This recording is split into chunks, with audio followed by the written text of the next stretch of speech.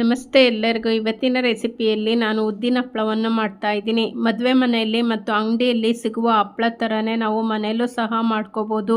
ಯಾವ ರೀತಿಯಾಗಿ ಈಸಿಯಾಗಿ ಸಿಂಪಲ್ಲಾಗಿ ಮಾಡ್ಬೋದು ಅಂತ ನೋಡ್ಕೊಳ್ಳೋಣ. ಮೊದಲಿಗೆ ನಾನು ಒಂದು ಲೋಟ ಉದ್ದಿನ ಬೇಳೆಯನ್ನು ತಗೊಂಡು ಚೆನ್ನಾಗಿ ಒಣಗಿಸ್ಕೊಂಡಿದ್ದೀನಿ ಬಿಸಿಲಲ್ಲಿ. ಈಗ ಒಂದು ಜಾರಲ್ಲಿ ಹಾಕ್ಕೊಂಡು ಮಿಕ್ಸಿಯಲ್ಲಿ ನುಣ್ಣಗೆ ಪುಡಿ ಮಾಡ್ಕೋಬೇಕಾಗುತ್ತೆ. ಇದನ್ನು ನಾನು ಪುಡಿ ಮಾಡ್ಕೊಂಬರ್ತೀನಿ. ನೋಡಿ, ಈ ಥರ ಪುಡಿ ಮಾಡಿದ್ದೀನಿ. ಇದನ್ನು ಈಗ ಸಾಣಿಸ್ಕೋಬೇಕಾಗುತ್ತೆ ಸಣ್ಣೆಯಲ್ಲಿ. ಸಣ್ಣೆ ಅಥವಾ ಜರಡಿ ಅಂತಾರೆ ಇದಕ್ಕೆ. ನೋಡಿ, ಈಗ ನಾನು ಸಾಣಿಸ್ಕೊತೀನಿ. ಈಗ ಅದರಲ್ಲಿರುತ್ತಲ್ಲ ತರಿ ತರಿಯಂಗಿರೋದೆಲ್ಲ ಮತ್ತೆ ಮಿಕ್ಸಿ ಹಾಕ್ಕೋಬೋದು, ಇಲ್ಲಾಂದರೆ ತೆಗೆದಿಟ್ಕೋಬೋದು. ಇದಕ್ಕೆ ನಯಸ್ಸು ಪುಡಿ ಬೇಕಾಗುತ್ತೆ. ನೋಡು, ಇದು ತರಿ ಬಂದಿದೆ, ಇದನ್ನು ಸೇರಿಸ್ಕೋಬಾರ್ದು. ನೋಡಿ, ಹೀಗೆ ನಾನು ನಯಸ್ಸಕ್ಕೆ ಪುಡಿ ಮಾಡ್ಕೊಂಡಿರೋದು ಒಂದು ಲೋಟಕ್ಕೆ ಇಷ್ಟು ಸಿಕ್ಕಿದೆ. ನಯಸ್ಸಿರಬೇಕಾಗುತ್ತಿದ್ದು, ಇಲ್ಲ ನೀವು ಮಿಷನಿಗೆ ಕೊಟ್ಟು ಪುಡಿ ಮಾಡಿಸ್ಕೋಬೋದು. ನಾನು ಒಂದು ಲೋಟ ಅಂತ ಇಲ್ಲೇ ಮಾಡಿದ್ದೀನಿ. ಈಗ 2 ಸ್ಪೂನು ಕಾಳು ಮೆಣಸನ್ನ ಕುಟ್ಕೊತಾ ಇದ್ದೀನಿ ಕಲ್ಲಲ್ಲಿ. ನಾನು ಅಂಗಡಿಯಲ್ಲಿ ಯಾವ ಥರ ಟೇಸ್ಟ್ ಬರುತ್ತೋ ಅದೇ ಥರನೇ ಮಾಡ್ತಾಯಿದ್ದೀನಿ. ಬರೀ ನಾನು ಕಾಳು ಮೆಣಸಿನ ಪುಡಿ, ಉಪ್ಪು ಹಾಕ್ಕೊತಾ ಇದ್ದೀನಿ. ಈಗ ರುಚಿಗೆ ತಕ್ಕಷ್ಟು ಉಪ್ಪು ಹಾಕ್ಕೊಂಡಿದ್ದೀನಿ. ಒಂದು ಅರ್ಧ ಸ್ಪೂನು ಸೋಡಾ ಹಾಕ್ಕೊಂಡಿದ್ದೀನಿ, ಅಡುಗೆ ಸೋಡಾ. ಸ್ಮೂತ್ ಬರ್ತವೆ ಹಪ್ಪಳ ಅಂತ. ನೋಡಿ, ಈಗ ಎಲ್ಲ ಮಿಶ್ರಣ ಮಾಡಿಕೊಂಡು ನಾನು ಕಲಿಸ್ಕೊತೀನಿ. ನೀರನ್ನು ಸ್ವಲ್ಪನೇ ಹಾಕ್ಕೊಂಡು ಗಟ್ಟಿಯಾಗಿ ಕಲಿಸ್ಕೋಬೇಕಾಗುತ್ತೆ. ನೀರಾಗಿ ಮಾಡ್ಕೋಬಾರ್ದು, ಗಟ್ಟಿನೇ ಇರಬೇಕಿದು. ತುಂಬ ಸಿಂಪಲ್ಲಾಗಿರುತ್ತೆ, ತುಂಬ ಟೇಸ್ಟಿಯಾಗಿರುತ್ತೆ. ಆದರೆ ಸ್ವಲ್ಪ ಟೈಮ್ ಹಿಡಿಯುತ್ತೆ ಇದನ್ನು ಮಾಡೋದಕ್ಕೆ. ನೋಡಿ, ಈ ಥರ ಗಟ್ಟಿಗೆ ಕಲಿಸ್ಕೋಬೇಕಾಗುತ್ತೆ. ಇದರಲ್ಲಿ ಜಿಗುಟು ಅಂತೀವಲ್ಲ, ಹಂಗಾಗಿ ಗಟ್ಟಿ ಬರುತ್ತಿದ್ದು ಕಲಿಸುವಾಗ. ನೋಡಿ, ಶಕ್ತಿ ಬಿಟ್ಟು ಕಲಿಸ್ಕೋಬೇಕಾಗುತ್ತೆ.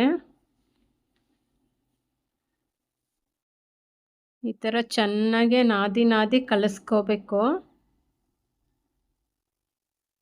ಸ್ವಲ್ಪ ಜನ ರಾತ್ರಿ ಕಲಸಿ ಬೆಳಗ್ಗೆ ಉಜ್ಜುತ್ತಾರೆ. ನಾನು ಒಂದು ಅರ್ಧ ಗಂಟೆ ಬಿಟ್ಟಿದ್ದೆ ಅಷ್ಟೇ.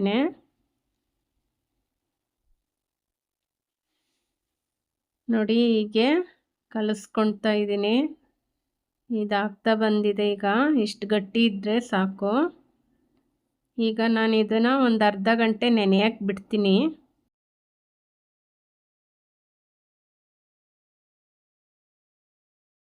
ಈಗ ಅರ್ಧ ಗಂಟೆ ಆಯಿತು. ಹೆಂಗೆ ನೆಂದಿದೆ ನೋಡೋಣ. ನೋಡಿ, ಇಷ್ಟು ಸಾಫ್ಟಾಗಿದೆ. ಆದರೂ ಇನ್ನೂ ಒಂದು ಸ್ವಲ್ಪ ಸಾಫ್ಟ್ ಆಗಬೇಕು. ಅದಕ್ಕೆ ಏನು ಮಾಡಬೇಕು ಅಂದರೆ, ಈ ಥರ ಕಲ್ಲಲ್ಲಿ ನಾವು ಚೆನ್ನಾಗಿ ಕುಟ್ಕೋಬೇಕಾಗುತ್ತೆ. ಆವಾಗ ಹಪ್ಪಳ ಸ್ಮೂತ್ ಬರುತ್ತೆ. ನೋಡಿ, ಈ ಥರ ಚೆನ್ನಾಗಿ ಕುಟ್ಕೋಬೇಕು, ಸಾಫ್ಟ್ ಆಗುತ್ತದು.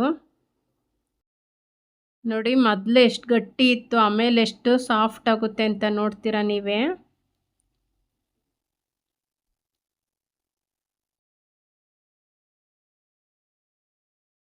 ನೋಡಿ, ಈ ಥರ ಚೆನ್ನಾಗಿ ಕುಟ್ಕೊಂಡಿದ್ದೀನಿ. ಈಗ ನೋಡಿ, ಈಗ ಇದು ಸಾಫ್ಟ್ ಆಗಿದೆ.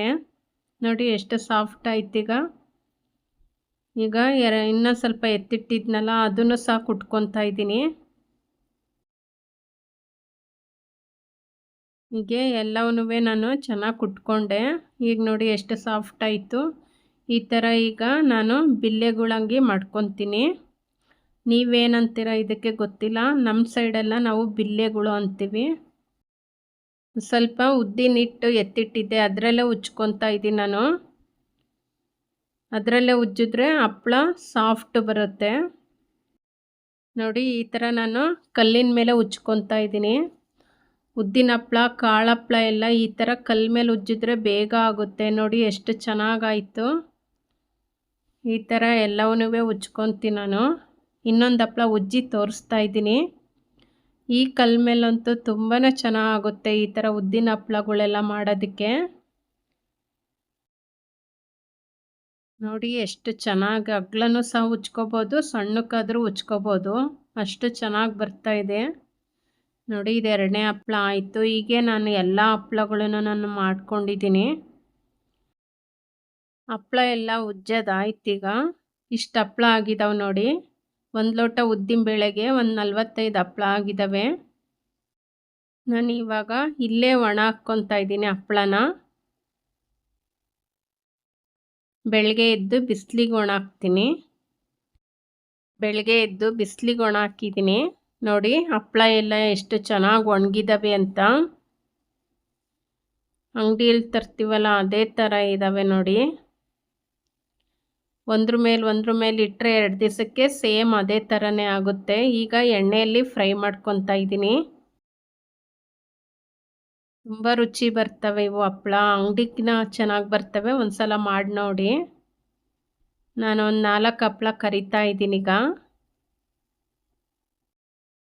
ಜೀರಿಗೆ ಹಾಕ್ಬೋದಿತ್ತು, ಹಾಕಿದ್ರೆ ಟೇಸ್ಟ್ ಬರುತ್ತೆ. ಆದರೆ ಒಂದು ಸ್ವಲ್ಪ ಕಲರ್ ಚೇಂಜ್ ಆಗುತ್ತೆ, ಹಂಗಾಗಿ ನಾನು ಹಾಕಲಿಲ್ಲ. ಇವಾಗ ಇನ್ನೊಂದು ಹಪ್ಳನ ನಾನು ಹಾಕ್ಕೊಂಡು ಕರ್ದು ತೆಗಿತಾ ಇದ್ದೀನಿ ನೋಡಿ. ಎಲ್ಲ ಹಪ್ಳನ ನಾನು ಕರ್ದು ತೆಗ್ದೆ. ಎಷ್ಟು ಸಾಫ್ಟಾಗಿ ಬಂದಿದ್ದಾವೆ ಅಂತ ನೋಡಿ. ಎಷ್ಟು ಚೆನ್ನಾಗಿ ಕಟ್ಟಾಗುತ್ತೆ. ಇವಾಗ ಹೇಗೆ ಪುಡಿ ಆಗುತ್ತೆ ನೀವೇ ನೋಡಿ. ಲೈಕ್ ಮಾಡಿ, ಶೇರ್ ಮಾಡಿ, ಕಮೆಂಟ್ ಮಾಡಿ, ಸಬ್ಸ್ಕ್ರೈಬ್ ಆಗಿ. Thank you.